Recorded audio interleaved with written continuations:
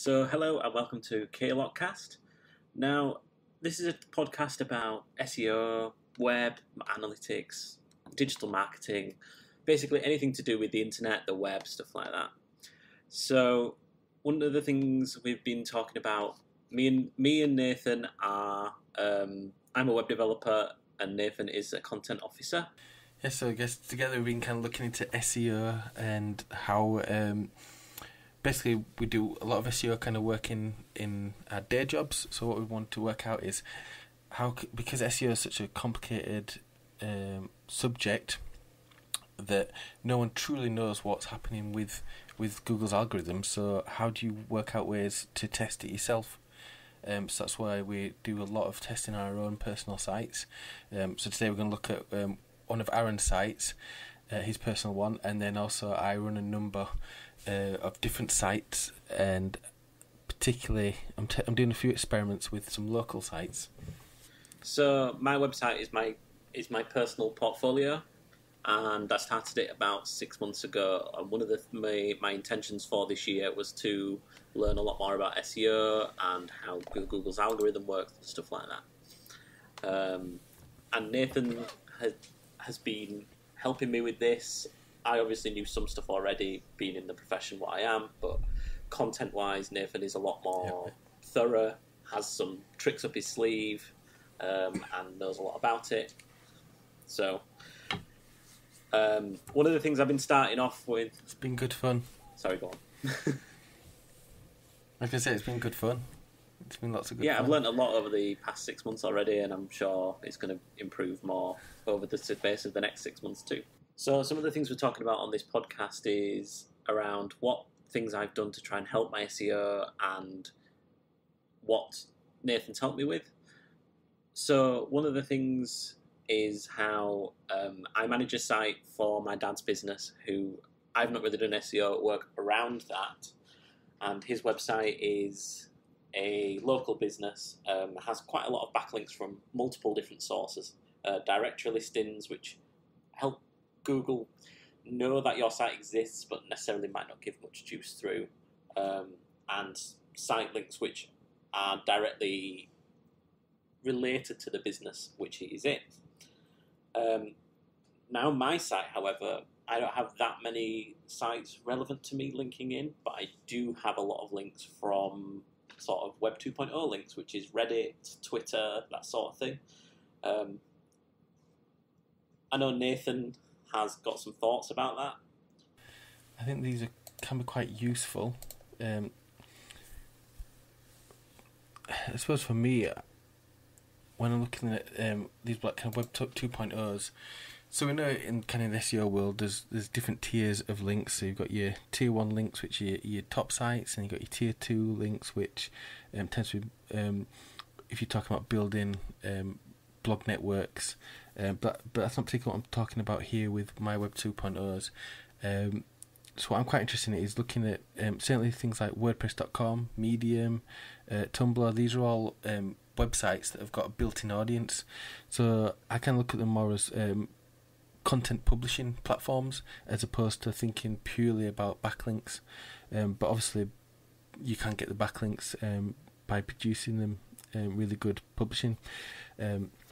So what I like to look at doing is taking the content on my site and then once I've published an article, probably leave it for a week or two and then look at republishing that article on, say, my WordPress blog or my Tumblr blog. And the idea of that is that you're delivering content to your audience in the place that they like to receive that content. But at the same time, what you need to make sure is that you get a canonical link pointing back to your original article, because you don't want those articles competing with each other in Google. Then obviously you can, if you want to slip down into the dark side of SEO, you can then look at creating blog networks. But I think that's a topic for another day. We've not done any experiments on blog networks at the moment.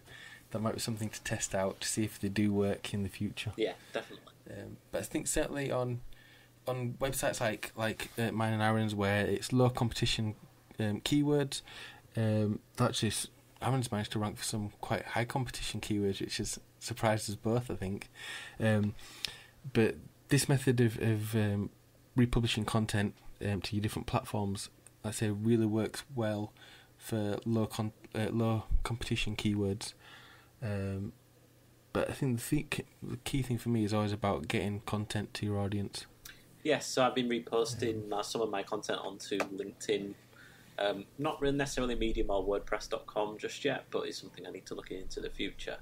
I've been promoting it on Reddit and Twitter, especially Reddit in the subreddits, which I think is relevant to sort of my niche and my area, which is web development and stuff like that. And that seems to have done really well for you. Yeah, I'm like... I built a tool about 2 months ago, which was a SAS to CSS converter. And bear in mind that this page has very, very little content on it. It's mainly just a text box which you put your SAS code in and it outputs your CSS back. And that page is ranking quite highly for some search terms, which has got 1,200 searches a month in Ahrefs. Yeah. And actually, I was surprised. I've not looked at your site in Ahrefs in a while, and just looking at the stats there, I'm blown away. So since, especially in the last sort of month, since I sort of launched that tool, the keywords went from 27, 24 up to, at its peak, 243 keywords, just from that one tool being created. That's insane. But I mean, we know that obviously tool marketing, I suppose that's probably not a technical term, but rather than pure content marketing, creating articles and the like, tool marketing does work. You look at things like Unsplash, that was a whole side project as opposed to content, which managed to turn a business around, and now it's actually become the business itself. So creating tools is actually a great way to get lots of backlinks, but more so to get people interested.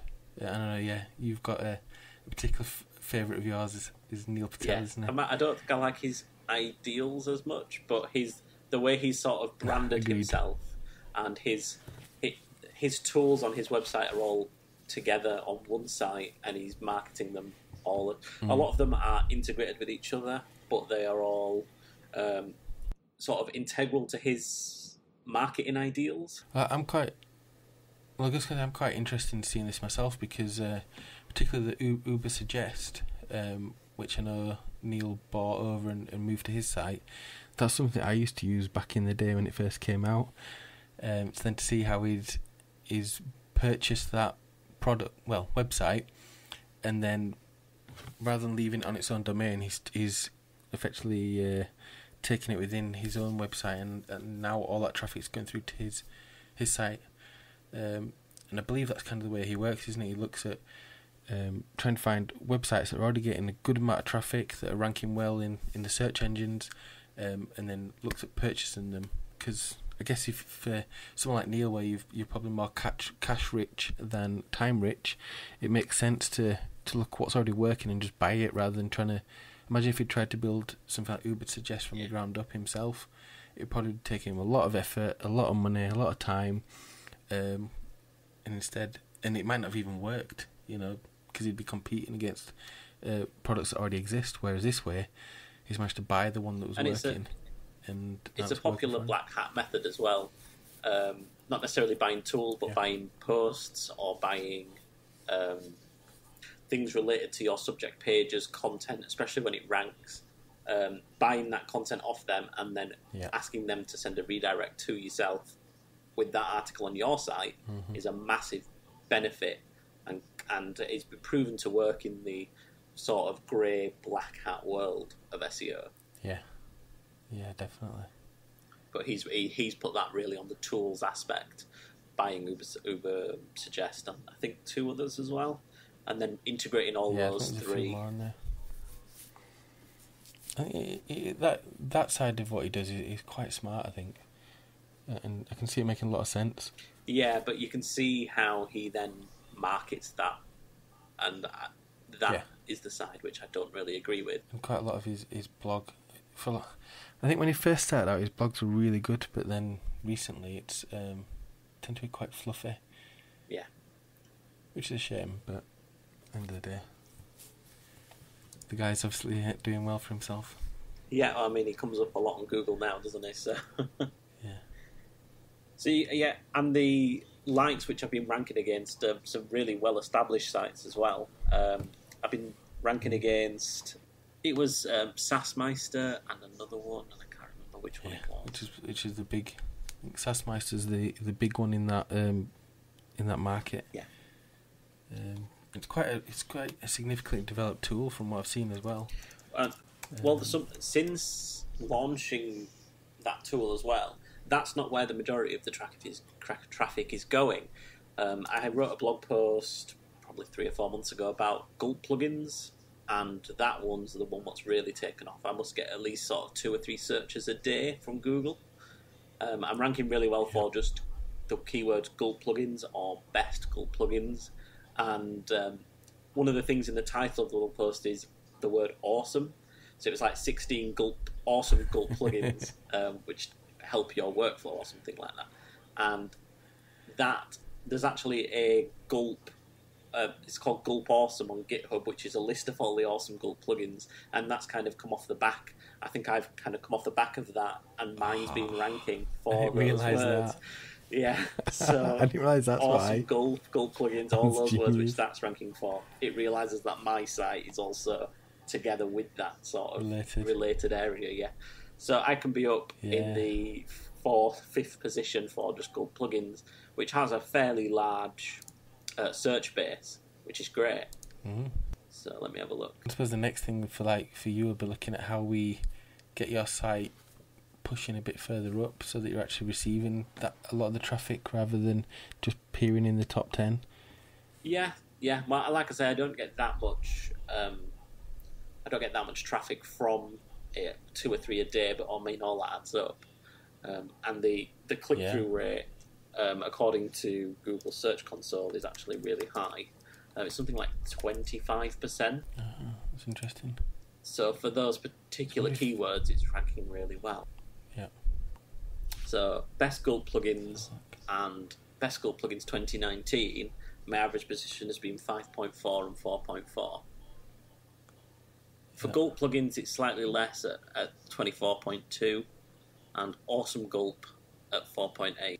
Not bad though, is it, to say your site's been around a couple of months? Exactly, yeah. And you can see, even on the Google Search Console graph, that from around mid-June, the impressions has just spiked.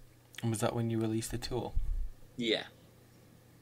It's just fascinating, isn't it, how that one tool, sharing it a little bit in a few places, has now meant that actually your other pages on your site are ranking.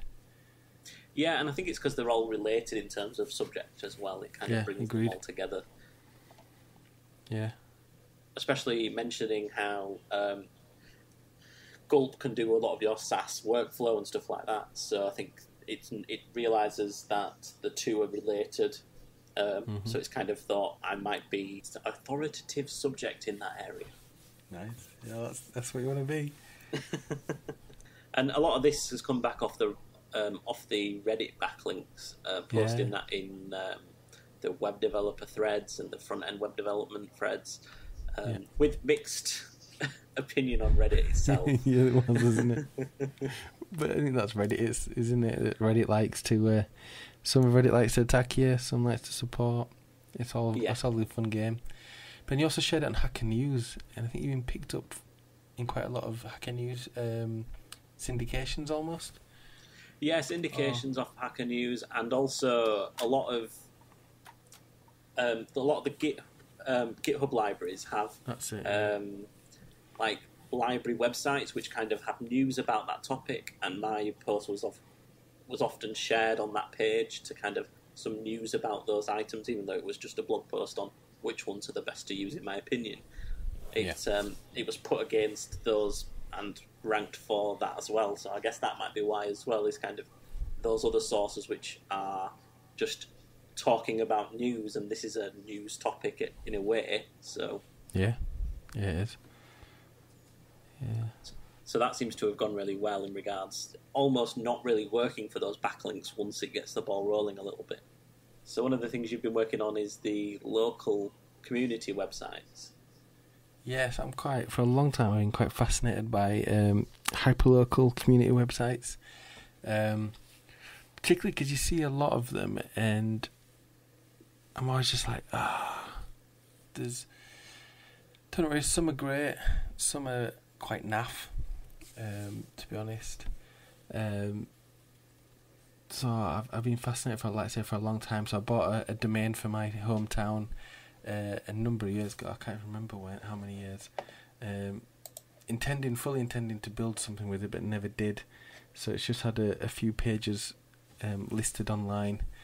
But then, as part of so my wife runs a dance school in the local area, and we rent in a village of the town that we're in. We rent a studio effectively for a couple of hours a week, and but part of being renting that place is that we've got involved with the committee of the village hall. But now the committee don't have any web capabilities within the team, so they're mainly using Twitter and Facebook for their site. So I figured, well, seeing as the dance school's in that village, and we're helping out with the village hall a bit, I'd create a local site. So that's been my last week or two. I've been putting together a website for the village, and I'm hoping, because there's not anything particularly ranking for these main keywords, I'm hoping that I'll be able to rank. But particularly what's going to be really fascinating is, because I'm going to be hosting the official site for the village hall, it means that we're going to get my business placement will go through to the website. So anyone that's actually looking to hire the village hall are also going to come through to sites. That's going to help the site itself. So I think if you're looking to kind of test out your SEO skills, or test out your content, particularly your content marketing skills, I'd definitely say get involved with the local community. Particularly those people that are not going to understand the web themselves, or be able to have the ability or time or to create a website. Go out and offer your services, because you're going to be able to build some, learn how you can build some good backlinks, but you do it in a community setting where the beauty of this is that people are wanting to use this village hall, so they're going to be interested in finding out information about the village, and who they need to contact. So for that reason, they're going to want to come through to a site. So I'm quite looking forward to getting this site published. I think it'll be probably a couple of weeks off yet. Yeah, and you offering backlinks as well to the local community may help you with that, especially directories for local businesses, especially like little businesses in town might really help that. Or events what are happening in the village hall and things what they can then promote on social media, go to the website for the hall, which you happen to have. And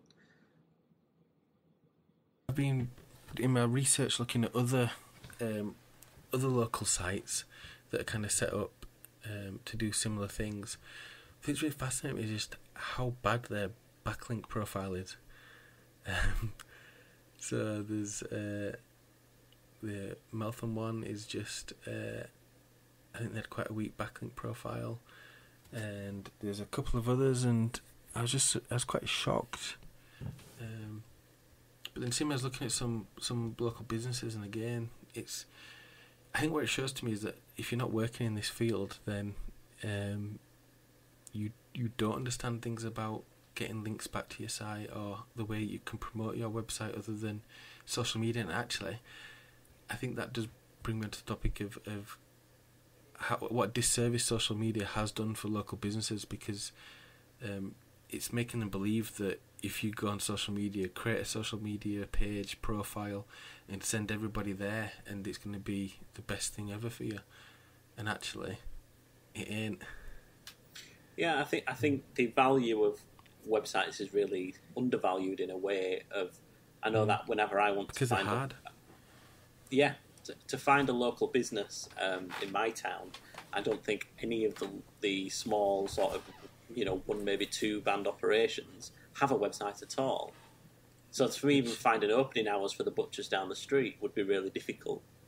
Yeah, which in 2019 is just crazy to think about. But I guess I've also got the added advantage of seeing this for myself with my wife, because although she's a very intelligent, very smart woman, comes to the web and it's not her skill set, it's not her field. She's great with people, she's great, amazing dancing and teaching, but this idea of how to build the site and how to promote yourself online just isn't there. So it's quite nice to have her as a sounding board when I've got ideas or things I want to talk about, and she can just be like, oh, I don't know you do that. So. I think there's a lot of sites what can get you some part of the way there, like the WordPress.com and Squarespace and stuff like that, to get a website out there. But there's no way Google's going to let you rank for words without being linked to at all. And I think a lot of businesses might think, well, I've got a website, so that's good enough. When actually that's probably step one, and them advertising the web as being an easy, just like a word processor solution, is actually kind of a misservice in a way, because they think that that's the package, and actually that's probably writing the blog post, doing all that side is probably 10% of what I do for my site. So, and it's probably even less for a business where once the site's established and set up, you probably don't change the pages very often, if at all. Yeah. So it's all about that promotion side of it. And obviously social media does play a part in that. But 100%. But I think what my bugbear is the emphasis that social media is placed, especially in small businesses. And it's not so much them themselves, it's what the sort of the social channels are telling them. You get quite a lot of marketing companies that set themselves up because they realise that people are wanting social accounts, or rather businesses are wanting training and advice on how to use social media, because they think that's the way you promote yourself these days, where they don't understand the idea of building a home base online, creating an email list, actually be able to connect with your audience, with the local people around you. Whereas social media can let you do that to a massive degree, yes, but the problem is they control the platform, and as you see with like Facebook and similar, you'll send a post out and a fraction of your audience are going to see that, and then next week Facebook will be saying, oh, do you want to spend 500 quid to boost it to your audience?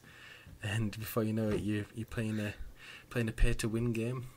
Yeah, and I think something you said earlier was really sort of powerful in that area, which is people want to find it wherever they are.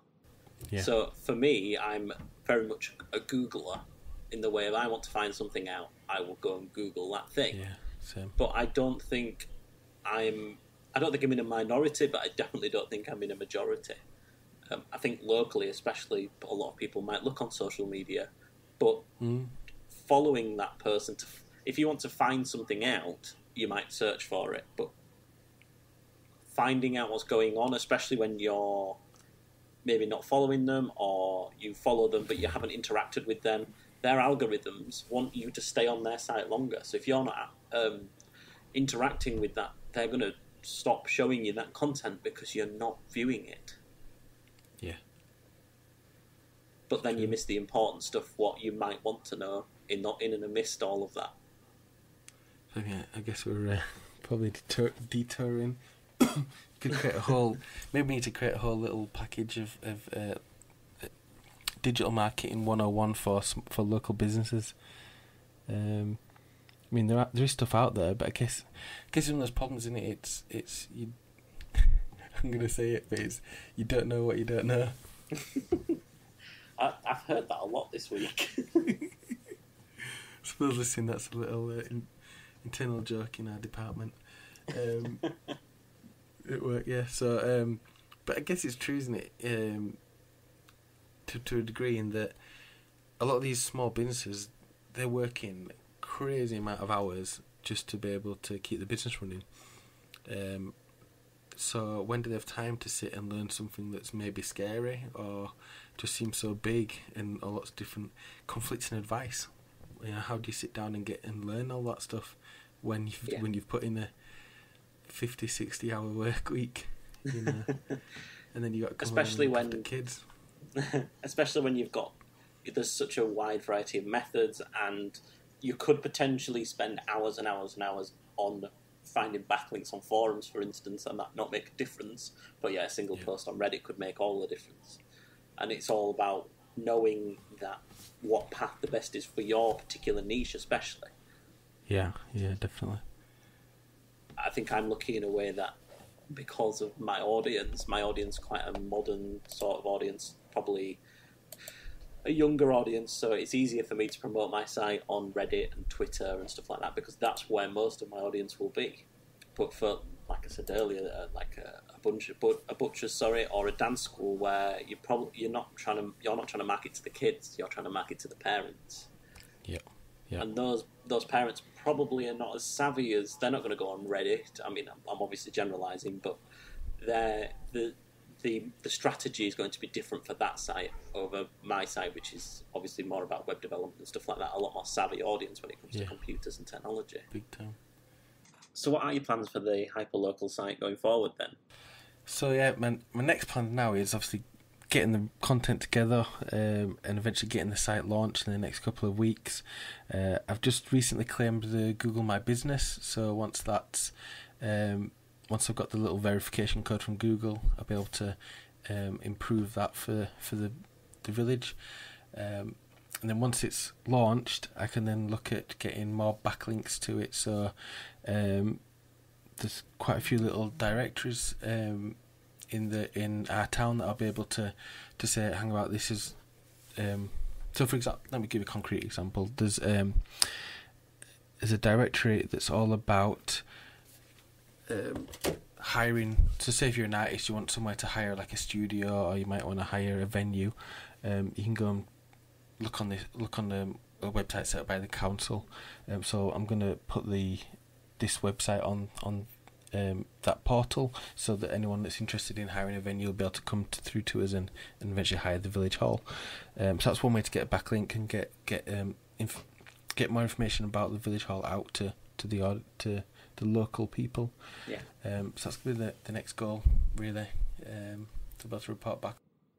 I think one of the big problems with the hyperlocal sites, which I thought about earlier, was so when I search for like Meltham, for instance, one of the websites what comes up is the Examiner Live website, which is the local sort of newspaper for that.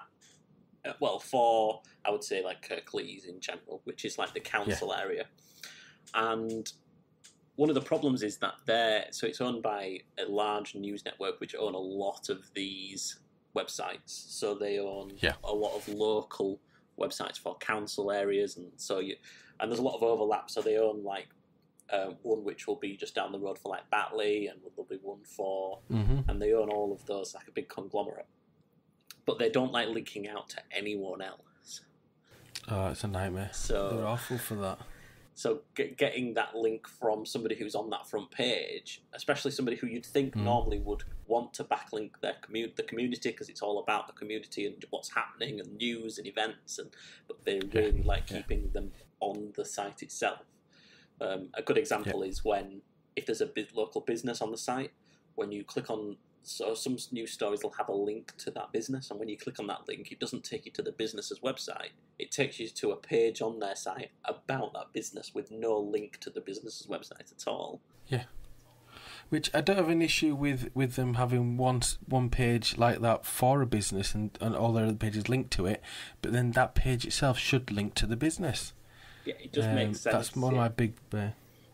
the one thing that's even worse with the Examiner as an example is if you click on that link on when you search in Meltham, what you'll find is actually not all the stories are about Meltham. Right, so it's about... I mean, some categories might be better than others for them, but quite often a lot of the villages, they'll rank for it, but when you actually drill down, the articles ain't even about the village. They've got a paragraph about the village and then loads of random other related. Right, yeah, so there's one here, I'm just looking at the page now, about Leeds and Huddersfield, who's been locked up. Yeah. Nothing really to do with Meltham itself, but obviously that's on the news page for that. Yeah, and that's what they do all the time. So it's bad content, it's bad user experience. Never name all the adverts, but it's not a good example of what a newspaper should be, or in a digital newspaper, a local paper. But like you say, it's controlled by a big conglomerate. So how can a few journalists in the newsroom somewhere? It's not up to them. Their job's just to write. Then it's the big company itself that will be controlling actual how the media's published. I think one of the big things around ranking on Google, though, getting back to my original point, is the fact that you want to rank for...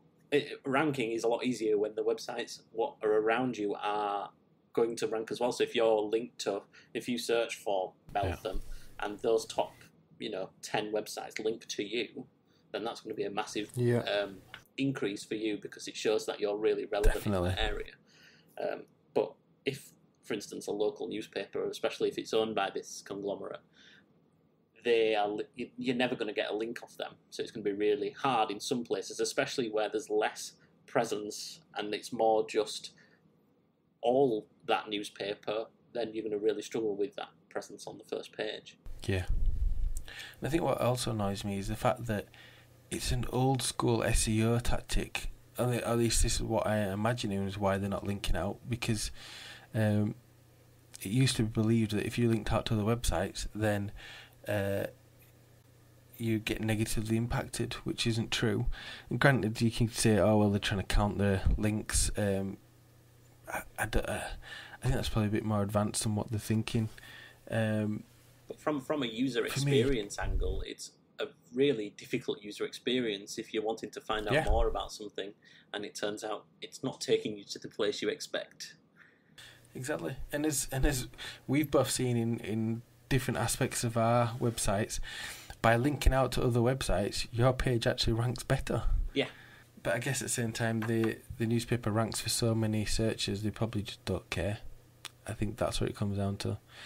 There's not a true care about helping the local community. It's just about getting more eyeballs so they can sell more advertising, which is a shame. Yeah.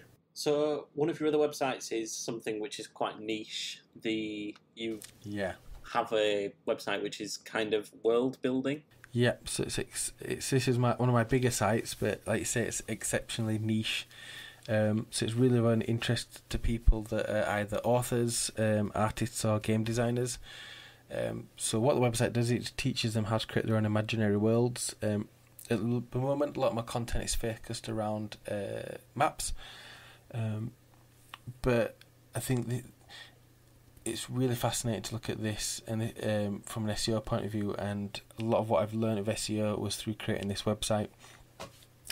So back in 2011, I think it was, I wrote a number of articles around drawing maps. And these are 4 different articles, everything from how to draw land through to drawing tectonic plates, and planning the way that your ocean currents go. Geeky stuff, but interesting if you're into world building. And it's crickets for a long time. But then in about 2012, I basically created another page on my site that linked to all 4 of these articles, and I branded that page as the author's guide to drawing maps. And then I did a lot of promotion around this author's guide, and all of a sudden, I think in one weekend, I got, from having nothing, I mean literally no traffic, I got about 900 visits through to the site. And then after that 900 visits, it just continued to continue on. Yeah, there wasn't the massive drop. It wasn't 900 every day, but it was. I certainly get like sort of 50, 60 visits through to the site, and now it kind of sits nicely at about 150 or so. And there's a lot more I can do to improve this website. But for me, the real fascination was with that idea of taking separate articles that you've created and then producing them into something that can be distributed, and something that's bigger than all four put together. Yeah. I know you're currently looking for a way to monetize that site as well, to make a profit on it. Yeah, because at the moment I've spent a lot of time, I've put a lot of resources and financial and time into it with not much come back. It probably breaks even, but it'd be nice to get a bit more money. So I'm thinking short term I might just offer those same map guides as PDFs for a small fee, and I'm in the process of rewriting those guides. So once those guides have been rewritten, those people that have bought that PDF they'll get it for free if they've already bought it. Right. So that's one thing I'm playing with, a few other ideas as well. But certainly in terms of getting those, like we talked about backlinks, and I think with backlinks as well, it's also about getting people through to the site. So in the first few weeks of creating this author's guide, I also created a group on DeviantArt called World Builders Guild, and on there I published, I just started curating basically really high quality artwork from people on the site, but then I also had a backlink through to this guide, and I found that just lots of people were really interested and came through, and I think that's kind of what's helped the website take off, is that idea of sharing your content on community websites or niche specific websites with people that can be highly interested in what you're talking about. Yes, I think one of your one of your biggest website who links to you is Reddit, and that community of world builders on Reddit. Yeah, because that's it. The subreddit of world building is about 300,000 strong, if not more. And for a long time, when the Reddit design had a sidebar, I was in the sidebar as a recommended guide and resource. So that sent a lot of traffic through. But then recently, I've published a few maps on Reddit, and again, that's given me a lot of karma. A lot of people coming through to the site. So yeah, it's a really good forum if you're into world building. Definitely go and check out the world building subreddit. Cool. I do find Reddit's a fascinating world. It can be good and it can be evil. Yeah, definitely. I think our kind of interest, especially my interest in Reddit, came on the back of a meeting at my day job, and it kind of snowballed from there, trying to test things, trying to see what works, what didn't, especially in my personal sort of life. I never really was interested in Reddit before, not for any other reason than time-wise, having the time to go on there and actually look at this stuff. But I knew, especially with the power of that sort of community-driven website, that I should really be on there, and I should be posting more links on there, not just of my own, but of things which are obviously related to the subject which I'm interested in, and what hopefully everyone else is too. It's that thing. It's that genuine sharing, isn't it? Of actually being a valid contributor to the community. Yes, I think one of the big things was that we had a massive spike, probably in like 2012, where the traffic to the site sort of quadrupled or even more so, and it was just because we were on the front page of Reddit. A day job. Yes. Yeah. And a lot of that then stemmed from there, of how that sort of marketing can work. And I think a lot of it is it can't be bought. It's more of natural conversation almost, and a community of ideas coming together on Reddit, which is really hard to kind of get your promotion out there without being a marketing, and then instantly being voted down, which has happened to me for posts which, I'm not going to lie, a lot of mine is self-promotion, and some of it goes okay, especially the blog posts which are really general about the subject, like the Gulp plugins post which I mentioned before, but others have not gone so well. So it's fun. I think what we should do is maybe do an episode on Reddit and we've got a colleague who's been trolling the trolls on Reddit and actually done very, very well out of it. I think he's up to, last check, he's up to about 9,000-10,000 karma. I think he's even purely more on than that trolling. now. I think he's on 20,000. Is it? What? Oh no. Yeah, purely just from purposely misleading and trying to, not misleading the audience, but trying to play dumb almost in order to get likes. Yeah. Or vote ups on Reddit. Posting pictures and playing dumb that it's actually one thing when actually it's something else. Yeah, it's quite fascinating. You managed to get onto the front page with a picture of a moth or a butterfly. Yeah. We'll get him to come on and talk about it. But he's very good at the community aspect and posting about what he's interested in general. So he'd be a really good person, and he has his own blog, which I'm sure if we get him on, he can talk about and stuff like that. But just to kind of him promoting himself might not be a bad thing, especially if he's already involved with the community. Yeah. And that's what's interesting. I think he's also getting into quite a lot of the hyperlocal stuff scene as well. Yeah. So it might be interesting to get him on and get his take of that as someone who's doing it for a different city and also actually getting involved with the council themselves. So could be a good story. My sites, looking at his sites, different tactics, different goals. Well, he's wanting to have a documentary by the end of the year. He's challenged himself. So that should be interesting to kind of see where that goes, especially if he's got involvement from local authorities and stuff like that. It could be really interesting. Really good.